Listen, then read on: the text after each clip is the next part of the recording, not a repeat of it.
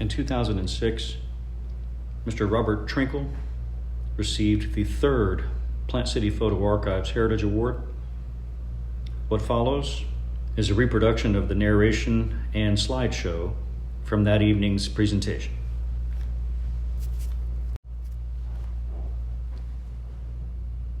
It is certainly difficult to follow the first two recipients of our Heritage Award.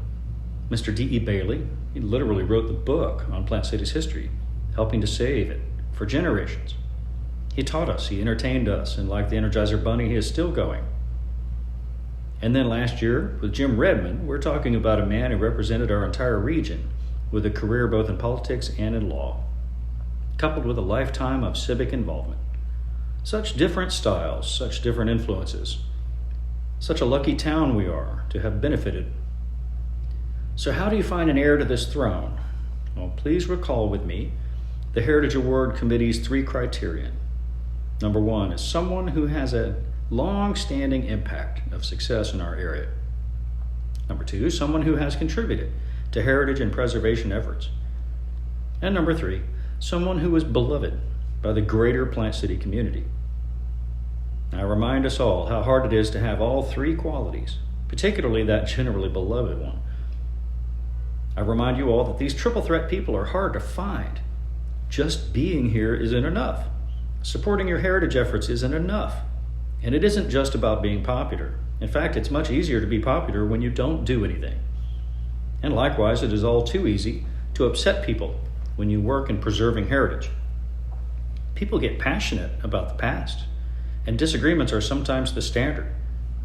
Sadly, many people who are wildly successful don't give their time or money to heritage efforts because they think only of marching toward the future.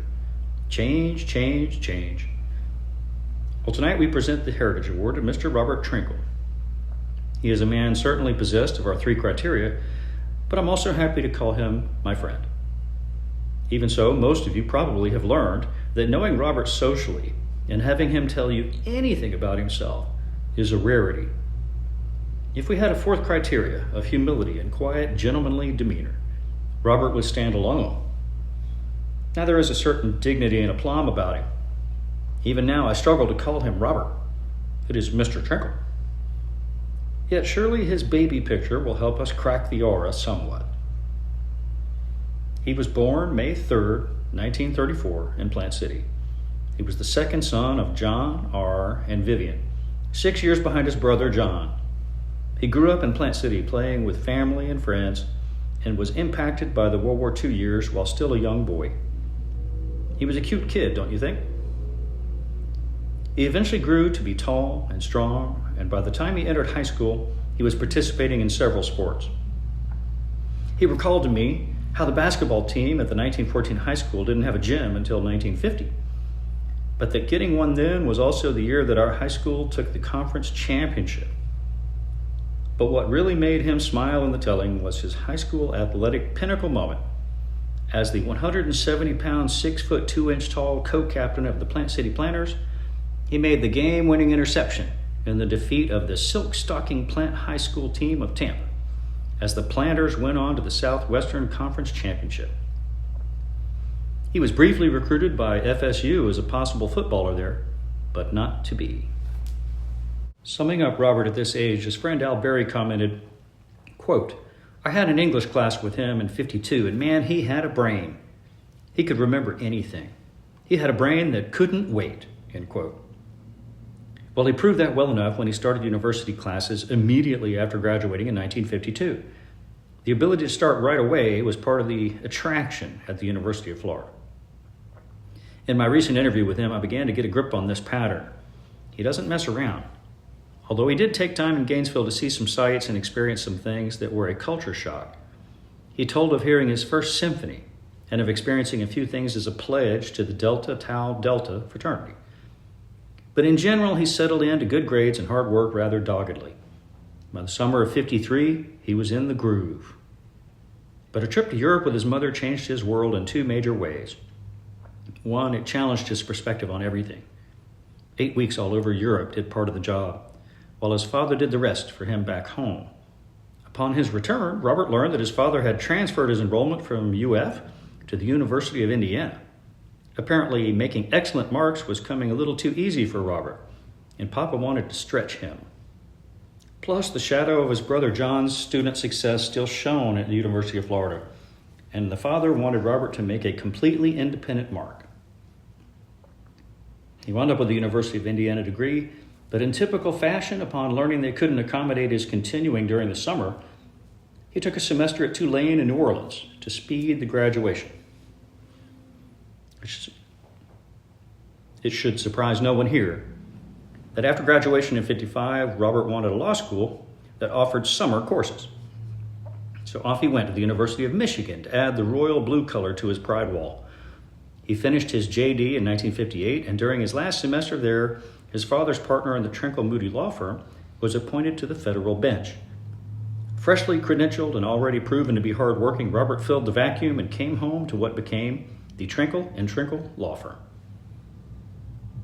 Once home, Robert also joined the Army National Guard, where he wound up serving for 10 years and attaining the rank of first lieutenant. He was trained as an artilleryman and also enjoyed getting his private pilot's license during this time. So too, he served on our city's library board during the period of that institution's racial integration in our town. In 1968, about the time his National Guard stint was wrapping up, Robert had a date with Ann Hammer. In typical Robert fashion, he did not mess around. Within a few short months, he proposed and they were soon married. Together, they have 4 daughters, Beth, Amy, Meg, and Rebecca. During his many years of family, career, and civic activity in Plant City, Robert has supported nearly every good idea the town has enjoyed. Among many other things, he has been an assistant county attorney, a fellow of the American College of Trust and Estate Counsel, trustee and chairman of the board of Attorneys Title Insurance Fund, a director and chairman of Sunshine State Federal Savings and Loan. He's been awarded Plant City's Citizen of the Year. He's a trustee and a vice chair of Florida Southern College Board of Trustees, where he received an honorary doctorate. He's been a director of the South Florida Baptist Hospital, a director and president of the Florida Strawberry Festival, president of the Plant City Kiwanis Club, a member of the Plant City Redevelopment Agency, a chancellor of the Florida Conference of the United Methodist Church, and the president of the Florida United Methodist Church Foundation. Mr. Trinkle's work with the Florida Southern College has been longstanding and benefited them greatly. Former Heritage Award recipient and Florida Southern College alumni, D.E. Bailey, spoke of Robert's work there also on the presidential selection committees. He's helped choose several of the presidents there, and you know that is an essential task, he said. Please don't think that just because he hurried his education at every possible opportunity that he stopped upon achieving his career goals. Au contraire, one of Mr. Trinkle's hobbies through the years has been biblical archaeology. He has attended 4 seminars at Oxford in biblical archaeology, where he has enjoyed delving into the Dead Sea Scrolls and other biblical era texts in their original language. And it's just that type of British erudition, that disciplined calm in the face of conflict, that thing about him that oozes of humility and dignity. All of these are part of what makes some of his friends refer to him as more of a barrister than a lawyer. It's not that he doesn't have a passionate sense of humor. Rather, his sense of humor is in Greek. On the heritage front, I would love to credit Mr. Trinkle with the renovation idea that resulted in downtown's crown jewel, the old Hillsborough Bank building renovation. And although he was along for the ride with his partners, he readily admits that when Jim Redmond wanted to make the purchase and restore it, Robert thought he was off his rocker. However, equally crazy and equally important to lifting our downtown and keeping it going upward was the First United Methodist Church renovation of the Sun Bank building. Someone once said of Robert, he may not speak up at the meeting, but he will have already cast his vote before the meeting. And it is certainly a fact that the Wesley Center renovation benefited from such castings. Originally envisioned as a demolished parking lot, it remains now one of the select few 3-story buildings in our downtown core. I would be remiss if I neglected to mention his support of our Plant City photo archives. He was one of the founding directors and has contributed time, energy, legal advice, and wisdom to us through the years as we've grown from a small backroom dungeon into a genuine heritage and history outreach endeavor. So in the end, we might honor tonight someone who has helped create history, has helped preserve history, has helped support education from here to across the county line and across the Atlantic Ocean. He's worn our country's uniform. He's been a part of keeping downtown alive to the professional sector as well as the church sector. He's been active in our town's banking, tourism, and legal arenas. He's really given meaning to the word trustee. And most importantly, is someone who carried the Planters to an upset victory against Plant High School.